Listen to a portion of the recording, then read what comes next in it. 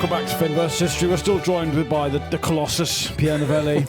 I meant intellectual and also you're a big guy. The looming man. Who happens also to be the biggest man I know. We're being thigh-mogged. I am for once, I am being thigh-mogged. No, I've got very small thighs, very small knees, and Finn's got big ones, but now it's like, it shows the whole gamut. And they're behind a paywall. He's put his jeans up That's so you don't get to see it, them. No, exactly. Subscribers only. On the Patreon, we'll get his thighs out. Shorts for and the boys. Patreon, Do you struggle to find shorts? Oh, No, big time. you always wearing shorts though. Yeah, but those are the precious shorts that I've discovered. You know? Yeah. Those are relics almost. Right. Yeah. I pine for this era we're discussing now of enormous Big shorts. big shorts. Yeah. Wide shorts. Yeah. Somehow Glory days. wider on the thigh than in the waist. Yeah. Huge. They need to be. Yeah. My waist is smaller than my thighs. Yeah, me too. Yeah. I go out powerful. like PC Plod. It's nice. Now, we're in part 4, the final part of this epic Monty and Rommel series. To recap where we left off, the second battle of El Alamein has proved has hit. A second battle has hit El Alamein. Someone please Photoshop it's Rommel whispering to Hitler. Yeah. A second battle of El Alamein has hit. And Monty he's been there for 3 months. Yeah. And he sorted it out. It's pretty good. I didn't quite realise, because it's Monty versus Rommel, but Monty basically just comes and goes, nah, fuck off, right, Fuck done. off. Yeah. He basically does it in 3 months. But with a lot of these things, there's all the glory of beating the Nazis and all these fields of war. It does always feel like if you break it down, the Allies were always going to win these things. Well, I don't know if it's different. This is here. the great Al Murray Holland revisionism. I imagine you're susceptible to, because I actually think Pierre would be a great person to have done this podcast. The only issue Pierre has is that he cares too much about getting stuff right. Yeah, True. it's a fatal flaw. I've said to you before, you really care about what actually happened. I do, yeah. Unfortunately. But so do It's you? kind of irrelevant, Which is in our opinion. not really the spirit of this podcast. No. But I mean, when he came to the office this morning, he genuinely inspected our medals as if they were actual medals. I needed to know. Yeah, you need to I know. instinctively stood to attention. Now, so are you vulnerable, Pierre, to the Hobsbawm argument that World War II is essentially two factories racing each other? I mean, that's a great question. Are you vulnerable? Yes, but if you don't use it, then you won't win. Thank you. So it's this whole thing of going, oh, well, actually, they blah, blah, blah. And you go, yeah, but if you can't be bothered to do it, Yeah. then Well, you'll what lose. do you mean can't be bothered? What it's just like? Well, Vietnam. The Italians. Well, yeah. Yeah. Even Vietnam. Yeah. If the Americans could have been, capital B bothered, they'd have just won. It just would have been horrible. Oh, let's explore that riff before. Yeah. What do you mean by capital B bothered? Like really, we're here for 50 years. Right. Okay.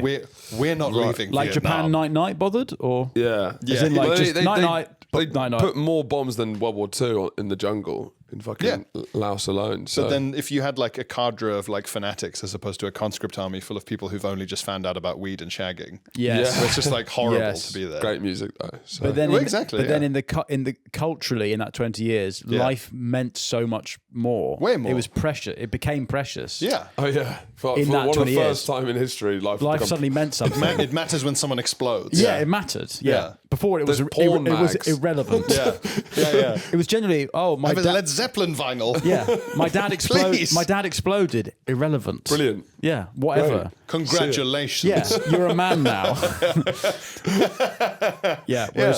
Whereas in Vietnam, I guess but even by that point, a soldier dying was a tragedy when it wasn't in World War II. But fundamentally, Monty had more resources, more men, more everything than Rommel. But And crucially, Rommel could have powered through though, and there could have been a mental Here's a good collapse. counterfactual. Could Rommel have beaten? Now, I mean, the first battle of El Alamein, which, as we say, is the hipster's choice, my favourite, because that is Rommel's chance, right? Because before Monty arrives, that's the real chance to break through. But would he ever have actually punched through the geography with that supply line? Could he ever actually have pulled it off and gone all the way to Suez Canal? That's what it's all about. Not with that geography. Well, Unless the Germans, Greeks go like Palestine down, but then there's a Palestine regiment, but the Brits have, isn't there? yeah, and And then also, there's also all this fucking French. The Brits fight the Vichy French in Syria, yes. What? which I didn't even know about. Yes. We're still at war with France. Yeah, Throughout this whole we're at thing. war with France in World War II. I know. Is it In the Middle East. French people? Yeah. Yeah. Fuck me. Yeah. They're from the naughty half of France. So it's all de Gaulle. Like, he managed to whitewash a lot of the absolute We got to do that at some point. shit. We got to get B back on to do. Yeah, that'd be good. We fucked the French up in World War II. Yeah. Brilliant. Madagascar. But I mean, Pierre's an absolute encyclopedia for the We Leicester spot. fought the French in Madagascar. We did, yeah. Fuck. Crazy. I know. Anyway, so is there a world in which Vichy French come down through Syria and pincer the Brit? I think Rommel could have got through the geography if he'd had uninterrupted supply lines. If you just give him enough fuel, he'll do it. But he just... But the fuel is going to Barbarossa at this point. Well, yeah, but also the problem is always like the Royal Navy. Whenever anyone tries to do a complicated plan across the Mediterranean, you just go, but the Royal Navy and the Royal Air Force. Yeah. So no, you can't. But also we hadn't, and I guess... Malta, yeah. And this set the tone for the rest of the war. When did Stalingrad happen? 40, starts in early 42, is it? And it goes on for 9 months, I think. Yes, I think so. It's happening during this. Yeah. Well, they're almost holding out for we probably won't win here because we don't have any petrol. But if we hold out long enough for get the our mates to defeat because Army Group yeah. South, the whole point of Stalingrad is to get fuel for the whole war machine. Everyone's bringing their own gear. It's nice. We've all finally out loud. We can say Army Group South out loud. Georgian oil fields. So let's keep to the topic though, because we don't want to. We've got to fucking wipe the spit away from your. So Monty in 3 months has Sam Allardyce Rommel. Fuck off. Rommel is now in retreat, contravening Hitler's orders. Yep. And he's got. Do we find out how long the supply line is? He goes all the way back. How long is a piece of string? Well, it's 1,000 miles. Thousands of miles. No. It's funny to answer that with clear. Like we know we need to know because it's really important. Yeah. It's really important. Rommel does fight a very good rearguard action, supposedly. Bet he does. He's not like the Italians. It's roughly 1,100 miles from El Alamein back to Tripoli. You and Berghain is fighting a rearguard action. I'm bravely fighting a rearguard action in Berghain. No. What do you mean this is a chill out room? There are 4 men with their fists up my arse.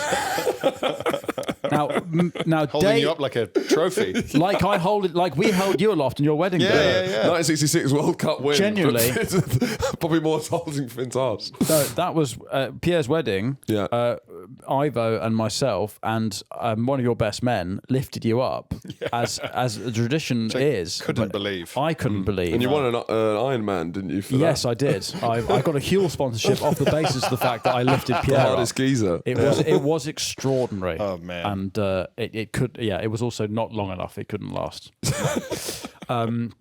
Listener, this episode of Finn vs. History is brought to you by Surfshark. What more can we say about our friends at Surfshark that we already haven't? They are the lone brave salmon who are sponsoring this podcast. The unsponsorable podcast, they said. Not Surfshark. The people who provide the best virtual pussy networks in the entire country said no. No. They are sponsorable. I believe the kind of people who are buying Surfshark are the same sort of people, good people who listen to Finn vs. History. Innocent men. Innocent until proven guilty. Ignorant, thick. Ignorant until proven guilty. But good. They use VPNs because actually some of this show you need a VPN to watch. Yes. What is a VPN? Imagine you're a child and you spend your time Googling questions that you have no right to be bothering with. Yeah. But you're worried. This stops you being like Charlie. Poo. You're now worried about coming across like a freak. This is where VPN comes in. Okay, it protects your search history from your employer, from your spouse, from whoever. Now we must stress the trauma that you have from what you searched. If that imprints on your brain, if that changes your relationship to sex, to going to the toilet, to work, that VPNs can't help with. We cannot help you with that. They never claim to. We can't help you with that. Yeah. Do not come looking to us for liability over the fact you're a head case, all right? What you look at in your own home is none of my business, okay? Keep it to yourself. Keep it to yourself. Use Surfshark to help keep it to yourself. They have 3,500 servers in 100 countries. 100 countries. What does that mean? Half the countries. What does that mean? I do not know. Yeah. I don't know.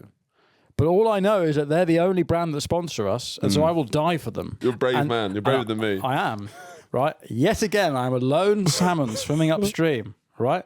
30-day money-back guarantee. Yeah. Risk-free. Yeah. God bless Surfshark, and God save the king. Keep your data safe, and we'll see you next time. Goodbye. Anyway, so Operation Torch happens days after Monty's victory at El Alamein. Yeah. And this is the Americans arriving in North Africa in what would be, I guess, French North Africa. Yes. Bloody hell. Which the Germans... Now, is that Vichy French North Africa? Yes, or it is. Have the Germans controlled And it? this is Casablanca. Yeah. The film Casablanca would be... That kind of thing. Yeah, right. They actually land non-Vichy French generals secretly and kind of go in and try and say, come on, lads. The Americans are about to land. Just fucking come over to the good boys. Be good boys. Yeah. And they have some generals who are like, no, that's dishonorable. And they go, okay, well, we're kidnapping you then. Yeah. And there is a bit of fighting. But ultimately, a lot of the French do just go, okay. And is Patton leading Operation Torch at this point?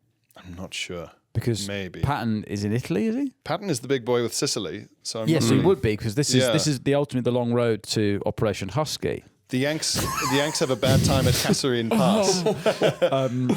Sorry, go on. The Yanks have a bad time at Kasserine Pass. They haven't fought a modern war before. Rommel fucks them up. Yeah, at Kasserine Pass. So where's that? Is that Tunisia? I think so. So sorry, just to get the geography up, Rommel has retreated from Egypt back into Libya, and then Monty is pursuing, which is the great thing that we didn't do in Compass or Crusader. One of the other earlier operations before Monty arrived, we didn't chase. Remember, we didn't chase them back across the desert, which allowed them to regroup. Complacent. We sent stuff to Crete, maybe. I can't remember why. Yeah. Anyway, this time they're not making that mistake again. Monty just goes after them thousands of miles across Libya. And it pushes them into what would be Tunisia, where the Americans have landed, and they're basically pinstering them.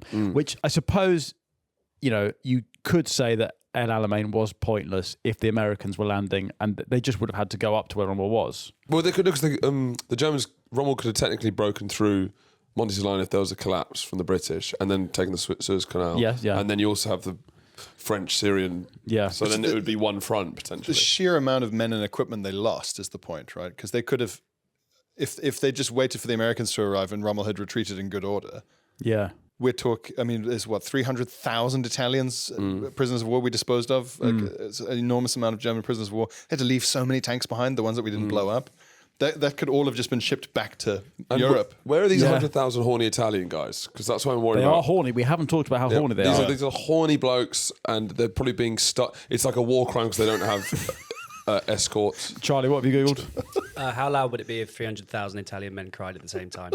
Let's get this decibels. Extreme acoustic level, a high-powered gunshot. Yeah. Close-range fireworks or a top-fuel dragster is 300,000 Italian crying men. Surprisingly little in a way. I don't feel like they've got a grip on it. They are Italian. doesn't... Three Italians crying is like a gunshot. Yeah. And are they making the same noise, or is it kind of a No, they're throwing themselves on the ground. It's messy. But that's the whole point, right? Is attrition. Yes. So if you just wait for the Yanks to show up and scare everyone, then you're just going, oh, well, let's just allow the enemy to concentrate themselves where it's already hard enough to get rid of them. In Europe. So Rommel fights quite a good rearguard action, fucks the Americans up at Kasserine Pass. Do you know anything about what actually happened there? Well, is this because Americans are new to the war, basically? Yeah, they didn't quite... is this their first action in Europe? In the European theatre, a baby deer, just fucking... Yeah, well, they got a lot of tanks knocked out because they did just go down a pass and just got anti-tank to fucking bits. Are we in the territory of the first American foreign intervention? It must have been on this line. Do you know what? We nearly are. Yeah. Not quite Tunisia. It would have been... This was... You said it was in Tunisia, I believe. The shores of Tripoli. Yeah. You're asking about... Barbary Pirates. Yeah. First US Barbary war. Was set in slavery. Well, actually, it was white slavery. Yeah. Algiers. And so maybe it was about the same... Yeah, it was. They must have been thinking, we've been here before. So maybe 130 years after the first American intervention in the Middle East. But there was like quite... North Africa, rather. There's some mythology about the daring kind of Delta Team style the Marines they did. Yes. So I wonder if that was part of their whole mythology going into North Africa. Now it says here in the script that Operation Torch renders Monty's victory at El Alamein strategically unnecessary. I refute that Yeah, entirely. I think I do as well. I think the Americans, at this point, they only knew, has the Battle of Midway happened? Yeah, Right? it must have. happened. Yeah. Yeah, It's almost earlier than I thought it was quite later. early on. Yeah. So all they know is the Pacific Ocean at this point. Yeah. So Which they've dominated, to be fair to them. Anyway, so Rommel's Axis forces are surrounded, so they basically just constantly withdraw, and then it gets to the point where they have to surrender because they cut off Rommel's planned route of retreat. So the 8th Army coordinate with the Americans, which is quite a funny story of the SAS boys trying to link, like, the SAS guys are constantly doing these like insane.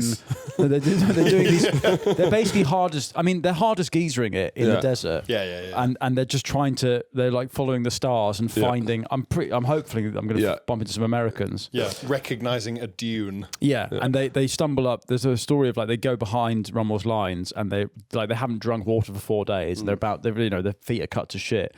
And it turns out it's Senegalese French troops.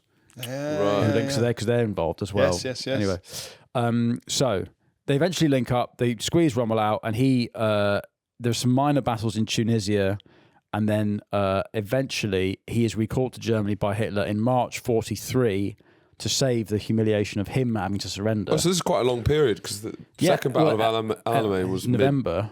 Ends in November, so it's a good 4 or 5 month retreat. Yeah. Eventually, they're surrounded in Tunisia in May '43, which leads to the widespread surrenders, and there's big old victory parties with palm trees. And North Africa is liberated from Axis control in May '43. Yeah, huge. This is big shit. a theatre has closed down. Oh, you love theatre. I love theatre closing down. You're like Cromwell. Favourite part, I am. My favourite part of COVID. Theatres are shut. Brilliant. Again, baby bathwater. So attention to Rommel is taken to Germany. Attention now turns to Sicily, and now this was Churchill's great hope for liberating Europe, wasn't it? It was going through, as you say, the soft underbelly. But what was this whole thing about why go at the foot and why not strike at the knee? What was that whole thing about potentially landing fucking in off Sicily and going to Rome, basically? Yeah, and he didn't do that, so I don't know why that quote. He had lots of ideas. Yes, and always in great sound bites. Yeah. Monty gets tasked with going up the Adriatic coast of Italy, the eastern side of the heel, which is the gnarly side. Yeah. So Avalanche, which is the western side, it's quite gnarly fighting because there's no infrastructure and it's all just rock. There is no infrastructure. In the south, it is just like the 1300s. Yeah. Everyone's still farming the mafia, like they just have sickles. My mum, I think, went to Sicily like a couple months ago, and there's this beautiful old theatre that cannot afford to put any productions on because if they put any production on, they have to pay so many of the mafia off. They can't make any of the money back, so nothing gets made. There's also there's so many roads that just stop or bridges half built because the amount of corruption. They've been giving enough money to build a bridge, but the amount of money being taken by the mafia means that they can only build half the bridge because everyone takes their cut. Yeah, so I imagine it's that sort of stuff. So basically, Monty has quite. We did this in the Mafia series. This is when loads of the Italian Americans, like they have like a badge on for fucking Lucky Luciano and stuff. They have like they wear like a LL or something. Yeah. This is meetings at ports. This is the birth of the Americano. Yeah, we should place this 43. 43. Do you want to do another place thing? Come on, Pierre, you nailed it last time. Let's you come to any 2 dates. Operation Huskies. When in? Is it July 43? Is it the summer? I can't remember. Summer. Before and after. Okay, this is after Bruce Forsyth's 21st birthday. Christ, he's just pulled that off the dome. It's after his 21st birthday. So Bruce Forsyth is older than 21, I think. And is he shagging a lot? Sorry, Bruce Forsyth was 21 during Operation Husky. I think so. Christ. He was so old. Wow. No, this is tight. It's tight. No. Well, how old's Bruce Forsyth in 43? He would be 15. 15. So it's after his 14th birthday. After his first wank. Before he became legal. Barely legal Bruce Forsyth. You don't want that coming up on the old history search. Barely legal Bruce Forsyth. That's fine. And I guess that's fine. Yeah. And it's before Bruce Forsyth became legal. But it's after. It's after. But it's after. Has he got? Oh wait, I got one. Go on, Charlie. Charlie likes to rhyme them. Yeah, it's gonna be something fucking stupid. Because Right, it might be. No, he's not. So why would he be circumcised? Foreskin, Bruce Foreskin. I don't. I don't say Bruce Foreskin. Like, oh, right. Yeah. Is Bruce Forsyth circumcised? There is no public information available. Well, it's after he may have been circumcised. It's before he became legal. God, it's messy. It's messy stuff. All right. Anyway, Well, now we know. Barely now we know. we can't know. We can't know. Barely legal Bruce Forsyth is around when Operation Husky starts. Yeah. Now, Rommel gets assigned to try and defend Italy from the incoming invasion. He has differing ideas with Field Marshal Kesselring. Yes. Kesselring wants to defend the whole of Italy. Rommel, who I think is rarely wrong, decides that there is no point trying to defend the south because it's a fucking pudding and who cares. Yes. So let's just pull all our lines above Rome and use the territory of the Alps and the mountainous north to hold them off, which they eventually do, but Hitler doesn't like that and he goes for Kesselring's strategy. Which means that the south of Italy is pretty gnarly fighting. So is Rommel in Italy? Yeah, Rommel and Monty are both in Italy. So they do North Africa, Italy, and Normandy. They follow each other around. That's why we're doing this series. Yeah. And then at the end, they came so near to just finally kissing. Yeah. They never actually met. Would you know when the nearest point they met? So obviously they start in 1940. They fight geographically the closest they were must have been Normandy. Yeah. Monty goes up the eastern side, which is they have quite a tough time going up the eastern side. Yeah. This is where Patton's involved, and he does not like General Patton. No. We don't. I mean, basically, Italy becomes a stalemate. When do they get knocked out of the war? Is it 43? It's debatable because you've got like the Republic of the Kingdom of Southern Italy or whatever, the Republic of Southern Italy that the Allies kind of make up. Because they want to bring all the Italian POWs and non-aligned Italians into the war, and they do fight. Because they can't afford to keep them prisoners.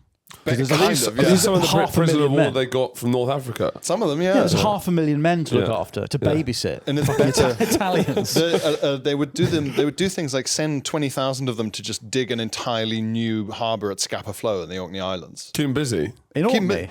My gran would tell me, she was from the Orkneys, and she would say like, there's all these like Italians like just having to like do this like horrible freezing cold, like pouring concrete and trying to repair Scapa Flow from when the Germans blew it up. Christ. Yeah, a lot of labour. But this is the it's this division, the southern Italy, where the Allies basically, they don't really want the new country to manage. No. This is where the mafia becomes so powerful again. Is because they just take over. Yeah. Because the Americans are like, whatever, you run it. They're willing to say, look, we'll just make people go away because we are fine with that and you're not. And totally. Your supplies will be left alone. Yeah. So Rommel does, I think he does quite a good job in defending the northern or the southern bit of Gothic Italy. line. Yeah, it's a line of mountains just south of Rome, like Monte Cassino and all that. Now, Monte Cassino, we'll get into that separately. Anyway, there's too much of Italy to go through, really. Yeah. But basically, by early 44, they're both pulled out of Italy because it's time for for D-Day, for the big push from the Allies to win the war in Europe. Monty is assigned as the commander of the 21st Army Group. So he's responsible for controlling two separate field armies. Now, Pierre, you have a very good grasp of like army terminology and scale. This is tough, though. This stuff is tough. Compared to us and our listeners, who are thick and smelly and sad. Very sad. Very sad. Okay. What is how big is a field army? It's a full army on its own. So it has its own detachments of like artillery, infantry, armor, maybe even an attached wing. Yeah, from an air force. So when you talk about like Monty's 8th Army, is that a field army? Does that include... That's a whole army. Yes, right. Yeah, that's a field army. So he's controlling two entire field armies. Two British armies. Yeah, so there'll be Commonwealth. So this could be, and then what? Eisenhower controlling. Is it? Oh, the whole thing. He's the supreme commander of Europe. And then is Patton doing... Patton is fucked everyone off so much by this point that they make him not do D-Day, and his job is to drive around East Anglia waving him from the jeeps and stuff as part of the pretend army that's going to attack Calais. They're making him do the pretending thing with all the inflatable tanks and things. Oh, really? They got so fucking sick of him because he went and he bullied that guy in the hospital. Patton showed up and was visiting troops in the hospital, and there was a guy there with like terrible shell shock, and he just started shouting at him, and he just started screaming at him and hitting him with sticks and things. Really? And like, yeah, he went mad at him, and Snap everyone was out like, of it. "Oh, Jesus, even for you, this is bad." So his punishment kind of was to drive around East Anglia saluting rubber tanks that someone had inflated. So That's very funny. so everyone was like, "We've seen him. Patton's here," and the Germans were like, "He is too crazy to be wasted on inflatable tanks. It must be real." We chatted about this in the previous episodes, and that Britain at this point is doing so much Amdram in the desert. We're using more Amdram than any other nation. No one else is doing. Japan's not doing. The Amdram. Russians aren't tapping into the Amdram. These are our cultural skills. of course. Yeah. Autists. Yes. Amdram. Hobbyists. Big shorts. Big short. This is what wins the war. Charts, big shorts, amateur dramatics. Yeah. So Navy. Monty's autism. Yeah. I mean, D-Day is probably one of the high points of autistic preparation. Definitely. The scale of it. Unbelievable. I mean, how many? Dad at an airport scaled up. To infinity. It's the end point. Have you got your passports? Yeah. Yes, I got them. And by that, have you got your landing craft? Have they got fuel? Have they got maps?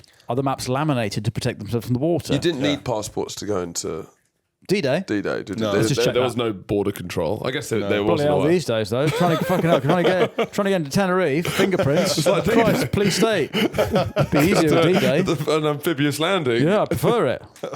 The queue was worse than fucking being shot at in a bunker. Genuinely, disgrace. The new EU exit controls are a disgrace. Yeah. Anyway, so yeah, Monty because he's so meticulous, they put him in charge of planning. Is it all the landing It's areas? just his two armies, right? Is it an arm? Is it a field army per beach? Unsure. I know he's the one who argued for much wider landing areas and like a much bigger, broader front as opposed to like a cove or something. Like he was very keen on Spreading it. We need to really land. Yeah. Otherwise, they'll just push us into the sea. Yeah. And fascinatingly, it is Rommel. I didn't know this. Who he is tasked with building the defences. For the D-Day landings. Yes, which is kind of a punishment as well, I think, because like a lot of the troops as well on D-Day are like Ost troops, like conscripted random Eastern Europeans and wounded regiments from the Eastern Front and stuff. They kind of don't think it's going to happen, or if they do, they think, well, you're just a guy in a bunker. And is this because the height of the Wehrmacht is still in Russia? Yeah. There's elite panzer regiments like waiting to push into the beaches if they do land, but the actual troops there, like there's a lot of like. Because by the time they actually get to like they cross the Rhine, everyone's a teenager, and it's terrifying. Yeah. I read the Ben McIntyre SAS book. Yes, Depends what you're into, I guess. Hey. Depends what you're into. Yeah. There's a barely legal Bruce Forsyth. Yes, I suppose there's an argument that maybe Monty would have really liked to cross the Rhine. But we'll get to that. But yeah, I mean, it's like a teenage German boy would come out with his hands up and then just basically fucking had him just blow himself up in front of and just take out Allied troops. It's pretty gnarly. Anyway, Rommel's asparagus. Yeah. Talk us through what that is. It's a big stick that you jam into the beach, and it stops landing craft. It was disappointing when I saw Roll. Yeah. I thought it would be more exciting. It sounds pretty exotic. I mean, I bet it's piss stank. Yeah. Having been on speed in the desert for 18 months. Like engine oil. Yeah. But yeah, so that kind of iconic Saving Private Ryan opening scene with all the. Are those Rommel's asparagus? Yeah. Did he come up with that or did he just? I think they just get someone. It's not.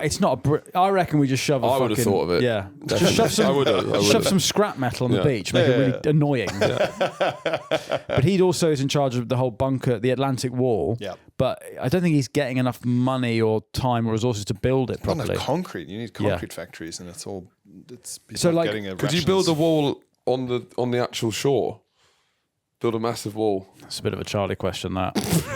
Can you build a wall on a beach? I'm just trying to think if they could have done more. If you have some time to prepare a beach. It'd be interesting to see like the plans for what it should have been like when it was finished, because it was horrifying enough as it was. Well, but it wasn't even done. Also, they didn't know that they were. Where was the main preparations? Where were they planning for Calais? What was they were still very worried about Calais. What was the most defended part of the narrowest coast? point, right? They're going for the narrowest point, and which is actually, Calais. It's not Normandy, but there is one mega cannon or a couple that the Nazis built. You're going to like a Nazi mega cannon. A Nazi mega cannon. You know, because by this point in the war, it's the V2 era. The Nazis, let's not forget, have gone to space. Yes. Wunderwaffen. Exactly, right? The wonder weapons. So there's a massive mega cannon basically just pointed at London from Calais. Just Route 1. Just fuck off. Yeah. I don't think they ever fired it. I watched a video of James Holland. I was having to go through a tough time. I watched a video of James Holland inside a mega cannon going, wow! That's a video of his Amanda wife. was out. Amanda going, was out. Please come home. Please. Anyway, so Rommel also oversaw all these minefields because that's what he'd done in North Africa. But he set all the traps to try and funnel the Allies into kill zones. So I guess, is this, with what we know about how Monty beats Rommel, how did the Allies get through? Like, is it preparation? Is it the overwhelming naval bombardment? Just numbers, sheer numbers, resources. And now, is it true? We talked about this maybe on another episode that Monty's was so much into rehearsing it. He rehearsed there's so much training for D-Day, and most of it was in like Cornwall in terrible weather. Yeah. More people died in the training for D-Day on Monty's side than in actual D-Day. There was some big disaster. Off his two armies. There was I think loads of people died. Like 2,000 people died in Cornwall. That's something crazy. A bunch of ships capsized. The landing craft capsized. It was a big... And the weather was awful. How many people died in... 749. Exercise Tiger. Oh, that's Exercise Tiger. So that's Lyme Bay in Devon. Oh no, German torpedo boats ambushed the convoy and friendly fire incidents took place. As a joke? Not. What do you mean as a joke? Like, why would they do that? We were at war with the Germans. But the Americans are doing it, aren't they? What? I thought the Americans just shot at the English people.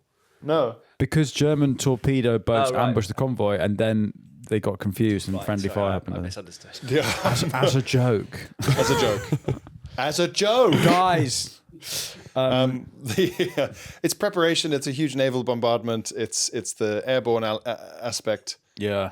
Surprise. But they French resistance they blowing stuff planned up. for 20,000 people to die in D-Day. They just said, look, probably this. And only a quarter of that did. Really? So Is it only 4,000 allies dying? About that, yeah. Wow. It's less than you think, more casualties, but I think that's deaths. Or, yeah. The worst one was that Omaha Beach, Saving Private Ryan. Is that the most I kind think of that's the worst. cinematic? I think a lot of them are actually fine. Yeah, because we don't see the other ones. But No. Omaha Beach is all the video games, everything. Yeah. Well, there was one of them, maybe it was Sword or Gold. It was one of the Commonwealth ones where, there's like French... Canadians got a bit fucked up, didn't they? The Canadians had a bad time at Juno Beach. That was not nice. They had to really employ flamethrowers to get through that. But there was one And they're probably where... apologising while they do it as well. Employ flamethrowers. No, these are the hockey we need to employ These are the hockey flamethrowers. Canadians. Right, okay. Yeah. Fucking hoser.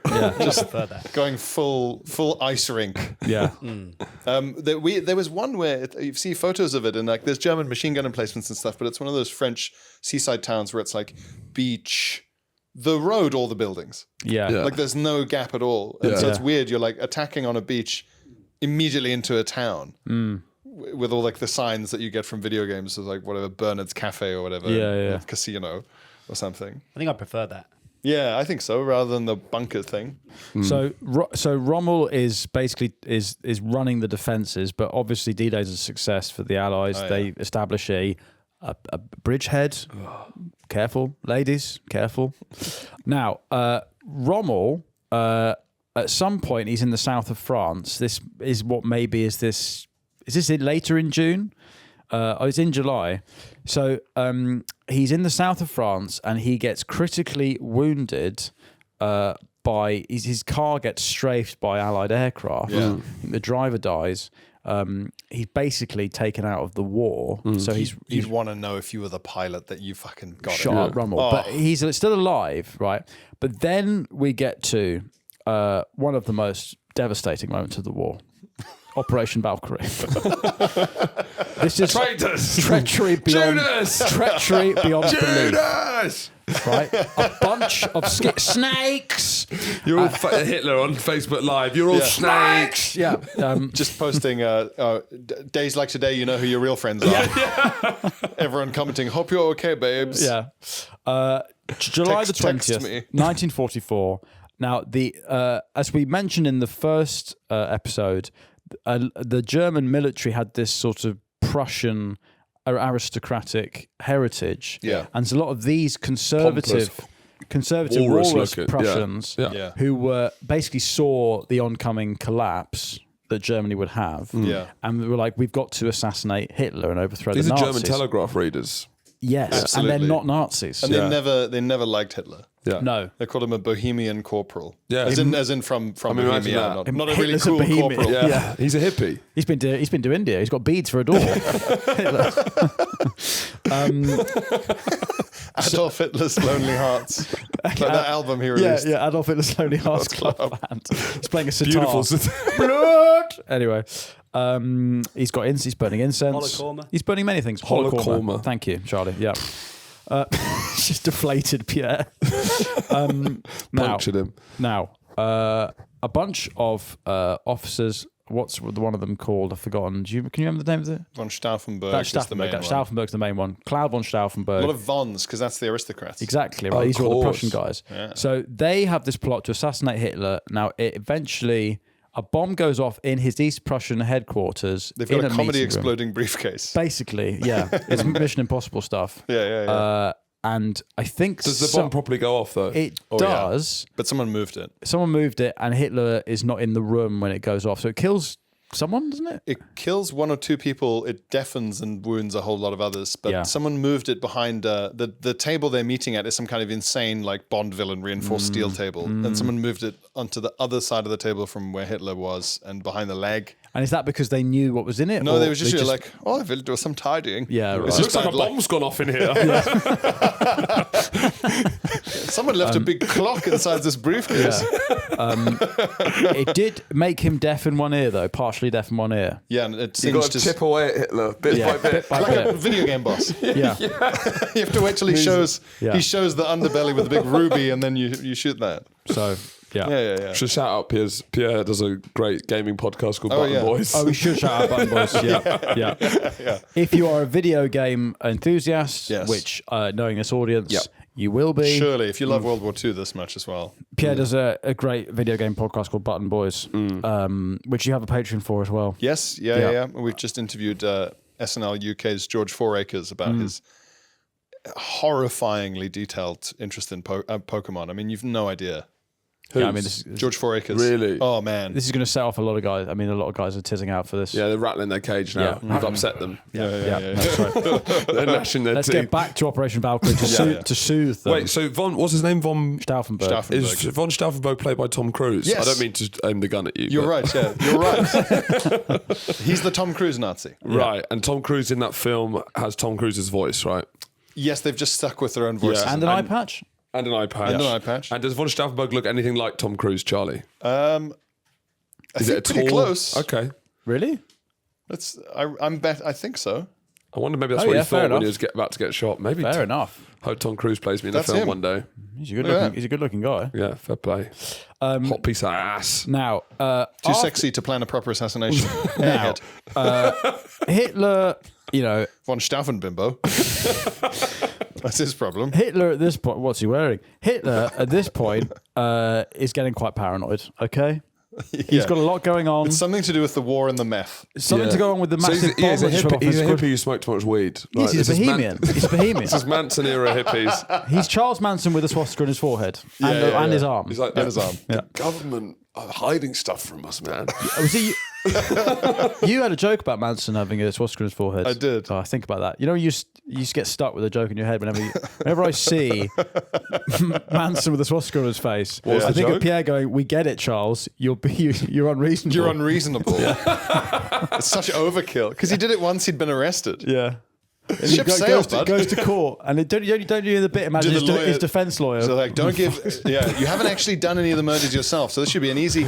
Okay, walks in with a swastika. Right. Okay. all right. Brilliant. This is gonna Great. be In a a tough one. jury system, is it? Yeah. Good one, man. Try not to do any insane rambling though. Yeah. Oh, So now Operation Valkyrie causes Hitler to go on a bit of a, it's not his finest moment. Go on. He acts It's out. not Hitler's. He acts out. He acts lashes out. He He lashes acts out. rashly, and he starts. To But male try- mental health hadn't really been talked about. as we keep saying, Yeah. Hitler is the canary in the coal mine of male mental health. Okay. Yeah. He's the Führer in the bunker. He's the canary It in the wasn't coal mine. normalised men talking about their feelings. No. No. And Hitler, by It was this taboo. point, It was, he doesn't. there was a massive taboo. He doesn't know who his friends are. Yeah. You know? No. He's like Elvis or Exactly. any number of other drug-addicted, very powerful men. Exactly. It's either you're going to blow your brains out or you're going to eat too many burgers and die on the toilet. Yeah. Right? That's all men have got at this point. At this point. At this point. Those are your two exits. Exactly. And they are also both my exits as well. Yeah. Now, You're on the fence, but you've got time. I've got, You're going to double whammy. Fucking eat so many burgers, big poo, then blow my brains out. yeah. The Fuhrer Elvis double. The most honourable suicide there is. The Adolf Presley. Yeah. You're fucking wearing like a white suit with a swastika on. The Elvis suit with a swastika on it. That's a real. Shouldn't have brought that All up. right, Banksy. Shouldn't have brought that up. That's a real Goering. I can imagine Goering. Oh, in yeah, that's Elvis, why he was wearing a white suit, kind wasn't he? of. But if you make it Vegas Elvis with a swastika, It's a Banksy. do you know I'm going to be wearing an Elvis? I'm going to be wearing like Eddie Murphy get up on my tour. Amazing. Oh, yes. I can't wear a swastika. Anyway, You're going to have to talc him up. I like you going like, because of fucking health Manson and safety. did it first. Oh no, health and safety. Yeah, no, fine. Anyway, no. Oh yes, because the moral thing. Anyway, so Hitler goes mad and he says that he goes on the radio and says, "I'm fine, but I am." He says divine intervention spared him. Yeah. And he goes on this brutal purge. Now Rommel gets implicated in it because one of the conspirators gets tortured and under questioning implicates Rommel, or maybe a couple of them. Yeah. They had meetings with him. Yeah. Now Rommel Now, what's did. your thoughts? Was he involved? They would have wanted him to take over because all the other people around Hitler have the same problems that they have with Hitler, which is that they're mad drug addicts. Right. And also they're not proper German officers. Okay. Yeah. Rommel's the hero. Rommel's more army than he is Nazi. Yeah. Thank you. 80-20. Thank you. And also But that's the army is a Nazi army. that's why they keep giving him shit. Fucking pedant. But they keep giving him shit jobs. That's why they're like Rommel's such like a heroic figure that he's like probably the biggest popular threat. Yes. So it's like, well, fuck off to Normandy and interesting. dig holes, you know. Like, Yeah. I'm not sending you to the Eastern Front where you can be even more of a bloody hero. He's like Captain Tom. yes, in so many ways. Yeah. He's the original Captain Tom, who was, by the way, fighting in Captain this point. Tom, the garden fox. Yeah. Yeah. I mean, admittedly, his blitzkrieg was a little slower. The Zimmer frame fox, Captain Tom, outmaneuvering the lawn. Trying to outmaneuver his own family by going round and round. No, I'll tell you who's the real garden fox is his daughter. That's That's his real a daughter. garden fox. The home spa fox. Yeah. She's the real Rommel of that family. Yeah. Anyway, God bless. God bless Captain Tom. Yeah, that's a good phrase. He's yeah. the Rommel of the family, would you say? Yeah. Now, evidence gathers that Rommel is implicated. Yeah. But it's never really cleared up. But as you say, I guess he's the kind of Beckham. He's the celebrity of the German war effort. He's way too much of a threat. Yeah. At some point, he'd have But had that to means go. that the way Do they have to. you think it was? I think at some point he'd have had to go, yeah. Yeah. Yeah. But the way they get rid of him has to be seem accidental because he's so popular. Well, this is it. So what they do is now Rommel is recovering from being strafed by a fucking airplane. I mean, terrifying. So he's set to be tried in a people's court, which is basically a sham court where they would have been tried to death. But Hitler realizes that if you're executing your star military officer, you can't kill David Beckham. You cannot kill David Let's Beckham. make David Beckham look like he killed himself. It's Epstein stuff, right? Well, because Epstein was a national hero, and everyone was like, "If you killed Epstein, Then I'm out. It's I'm like out. that is You can't. He's come the on. people's champion. If Obama kills Epstein, I mean, anyway. So Rommel gets offered the option to quietly commit suicide. Yeah, it's very ancient Rome. It is very very much ancient, so. it's Nero-esque. Yeah. And And this also would, his name, Rommel, when he was fighting with the Italians, they mythologized him as being Romulus, right? Yes, yes, they call him name- Romelito, Yeah. like he's a footballer. Yes, How John? do you think they offer that? Do they I don't think do it's it really an subtly? offer. I think But it's is it a- like, Is it you got two choices? is it using metaphors or is it like? Yeah, is it innuendo? Is there any level of nuance? Because there's that great. Who's the guy? Who's the gay guy in the spa and the Night of the Long Knives? And Oh, they're like, Ernst Röhm. That was with Röhm when they're like, you know what to do. Oh, they Left left- the gun and they leave for 50 minutes. They go And he back shoves in. it up He's his arse like, "What are you "Oh, I'm not going to kill what are you- myself. what are you you just doing?" left without asking. No. Also, you're giving me a means of defending Yeah, myself. what the fuck? So then they come in and submachine gun him. Yeah. That's how they you kill meant to Rommel. fucking kill yourself. It was meant to be cool. It was meant to Yeah. be like a cool ending. Yeah. You can't still be alive. What a way to find out you're not as convincing as you thought you were. Yeah. You know what to do. It's funny. He's just there going, what do I do? You know what to do. Yeah. Not that. Oh, fucking hell, bro. Ernst, Christ. It's just strung up like a hog. Oh, no. The gun's still on the table. I don't understand subtext. Yeah. Oh, the gun. Oh, the gun. Oh, right. He'd not seen Chekhov. No. Chekhov's rope. Anyway, Chekhov's flashlight. So Rommel gets told Yeah. to kill yourself. Yeah. I'll kill yourself, will ya? Which allows him to maintain a military. He gets buried with military honours, and his family won't be persecuted as snakes. They say it was a heart attack or something, I think. Yeah. So yeah, he takes cyanide pill They said he died like Stumer. He rolled off off a jeep. No, that's like a big sausage. Yeah. In his home, peacefully, surrounded by his family. It was a Big haggis with a grenade in it. It was very peaceful. peaceful German death. A peaceful German death. His sausage casing His burst at heart home. exploded from overeating His sausages. heart exploded from sausages. Yeah. Surrounded by his It's family.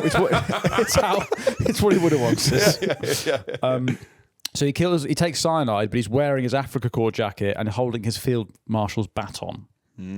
Which the thing is, I remember from when we did Goering, is that the higher up the army you get, the gayer the aesthetic is. I'm holding my baton while I kill myself. It's quite Little sticks and things. Anyway, then the official narrative is that Rommel dies from a heart attack caused by complications from the injuries he'd sustained in Normandy. Yeah. Hitler then gives him a state funeral. It's a national day of mourning, and it only comes to light after the Allies speak to his widow after the war.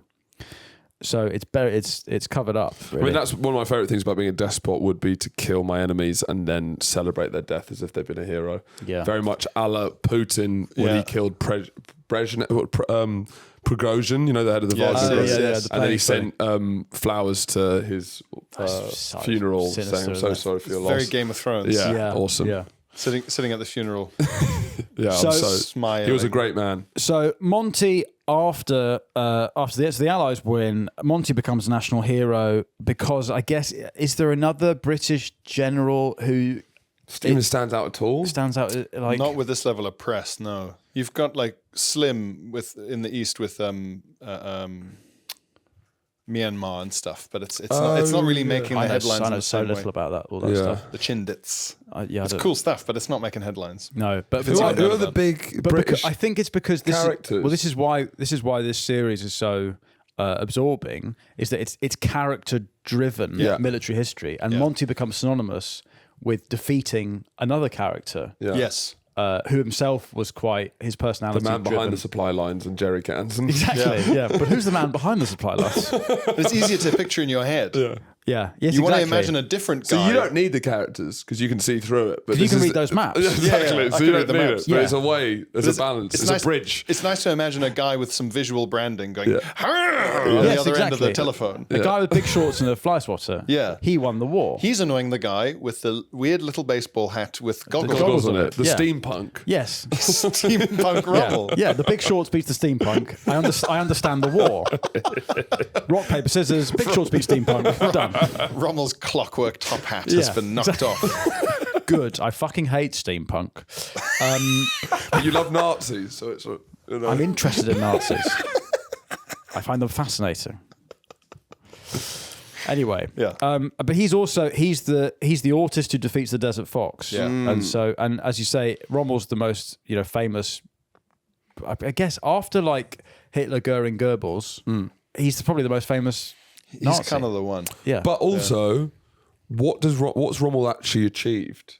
So I guess he did great. well, in 1940. Yeah, Yeah. But then everything else has been a loss. I guess he did the best he could, but I don't know what is he.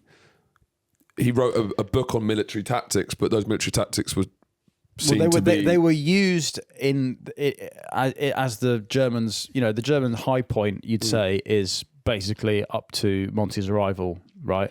It's when Barbarossa kicks off, and at the same time, Rommel has pushed the Brits all the way up to basically Alexandria. Yeah. That's the high point of the whole war for Germany. Right. And that's all been based off Rommel's. He's the personification of the tactics they've used to do that. Fine. And they think Barbarossa will be over in 2 months.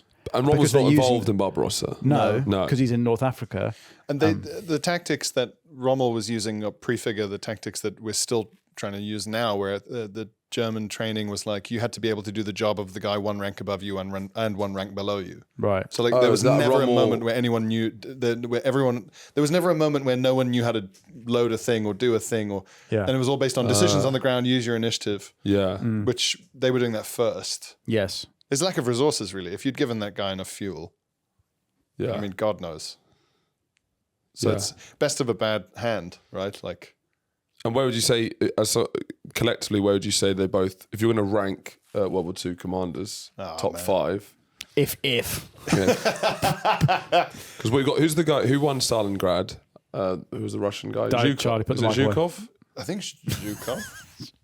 I think so. Yeah. Well, Zhukov was the Lenin? cavalryman. He Shut up. There was a Shut bunch up, of generals. Charlie. Shut up, Charlie. There were a bunch of Charlie, generals I'm there. I'm going to leave this gun here. Yeah.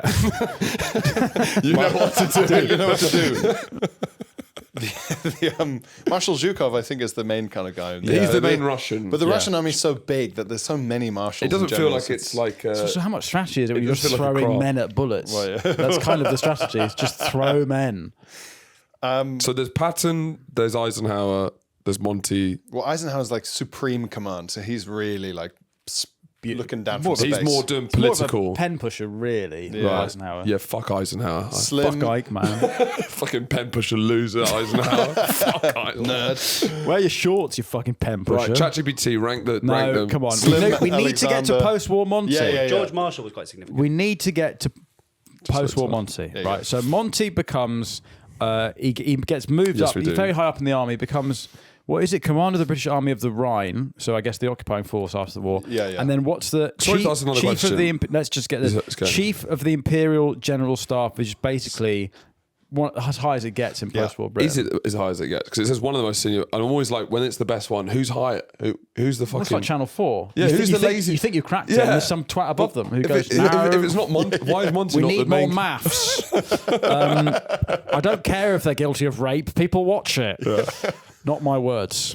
Anyway, so Monty becomes this sort of celebrity, but as we highlighted in the last episode, he lives too long.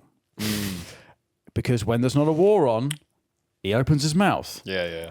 And listen, These men are not built for peacetime. this man, as we said, was built in. He was born in the late 1880s, the height of the Victorian era. Yes. Britain was at its pomp. Yeah. Is he a man who's going to fit in with the 60s and the miniskirt? My He is heart not. breaks the fact they had to live through the 70s to see it It's all. devastating. Yeah. It's He devastating. should have died thinking that it was in the all gonna be 50s. okay. It would have died. He's the opposite of Austin Powers. He is he's one of Austin Powers' Horcrux. Is Bernard Montgomery. Now, in his 2001 biography, The Full Monty, a man Ridiculous sentence. named Nigel Hamilton argued that Montgomery was a repressed homosexual. It's the Right. kind of people Tucker Carlson interviews. And now it his gives them 3 hours interviews. So. His evidence for this is that Monty would write a series of love letters to young boys in the 50s, one of which was Nigel Hamilton, his later biographer, who was so, whether it was platonic or sexual, they were such friends that Monty gave him all his papers. So that's why he's an official biographer. But, he was groomed to be his official biographer. Are these love letters as in love letters, or is it that thing that some people do to sell books where it's like just a kind of the smallest amount of affection from a repressed Victorian? I've got- man? I would like a love letter from Monty. Sorry, I I've don't- got a book out. Are you saying that I could... What do I do? Do I have to... You need to accuse a famous historical figure of homosexuality, but it's just Fucking 160 episodes of that. Fucking right here. yeah, done. Well, It's a whole Patreon archive of calling everyone a paedophile. But what else do you want? then it's done. The book's going to Fine. nail The book it. will sell. Fine. Yo, big time. If anything, it's accusing people of not being paedophiles. That's more, That's more controversial. more controversial. So now, in 1967, Monty's in the House of Lords, and he opposes the decriminalisation of homosexuality. a psychological projection. So they think that stance he took is pure psychological projection. Right. And the evidence for this is that he, after his wife died of an insect bite, he basically just was like never really hung out with women again. Right. But he dismisses the idea of decriminalised homosexuality by saying that this sort of thing may be tolerated by the French, but we're British, thank God. Cook King. The man after your own heart. Cook. I love this guy. I don't know. I think there was no need to do any projection if you were a repressed homosexual in British politics in the mid-20th century. You just were a Tory lord. Yeah. There's more than enough to be getting on with. Yeah. God. You go There's a lot of cocks to suck in the toilets of the House of Lords. You go bang, inevitably you're banging like one of the Cray twins or something Yeah, yeah. mad. Like Yeah. there's a big scandal and Yeah. MI5 covers it up. Yeah. There's no need to be going around legislating anything. Yeah. But exactly. I think this is too Yeah, it works sincere. fine, yeah. He's sticking his little head up above the parapet because he actually but means why- this shit. But Do it's you just think? like, why ruin the fun? Yeah, why? yeah. Yeah, I prefer it being an elite It is activity. more fun when it's illegal. Yeah, yeah. So Hamilton, who is sort of groomed to do his biography, claims that banning homosexuality was a crutch that he would use to sort of, bury his own Because of course urges. it was illegal. Yeah, Yeah. Of course. Now we get to Pierre. I'll let you go off on this. Oh, good. Monty's public endorsement of apartheid. Oh, interesting. 100 points for pronouncing it correctly. Thank you. Well, it's a party, isn't it? It's a That's we a party. A party. That's It's a party for it's us. a party for us, not for you. Not you're not invited. That's the whole. That's why it's called that. In theory, you'll have your own separate but just as good party. Yeah. But you won't really. Yeah. But we're going to say that at the start. Now, his infatuation with the South African regime has two major visits. In '62, he visits South Africa and dines with the Prime Minister, who basically was the architect. Which one? That, 62 would be Verwoerd, I think. yeah, Are you a fan of architecture? this kind of architecture. Big fan of apartheid architecture. Apartheid architecture is a beautiful thing. He calls it a, quote, excellent thing. He goes on a sort of pro-apartheid press tour. Oh, man. Arguing that God never intended the races to mix because if you, quote, shake a black man's hand, a negative electrical force resists the contact which you could physically feel. I did not know he said this. Deep cuts, you know? That is deep. Wow, I did not know this at all. He thought an electrical... but that's true of all atoms, for one thing. I didn't think about this before we fucking did a series wearing berets. That's crazy. Isn't that crazy? That is mad. Because that's also like we've covered a lot of great racists in their time. Scholars and racists to Yeah. like taking racism to new heights we never imagined. This is Yeah. groundbreaking. Bringing atomic level electrical charges into it's it. like a particles. particle You can't racism. physically shake their hand. That's new. That's that is new. Yeah. But this is 60s space age racism. psychedelic. It is. Oh, It's gone off. acid. It's trippy. It's been disconnected from its scientific racial roots. It's one day we'll put a racist on the moon. It's Imagine it's Monty's that that level guy. of... Yeah, it is.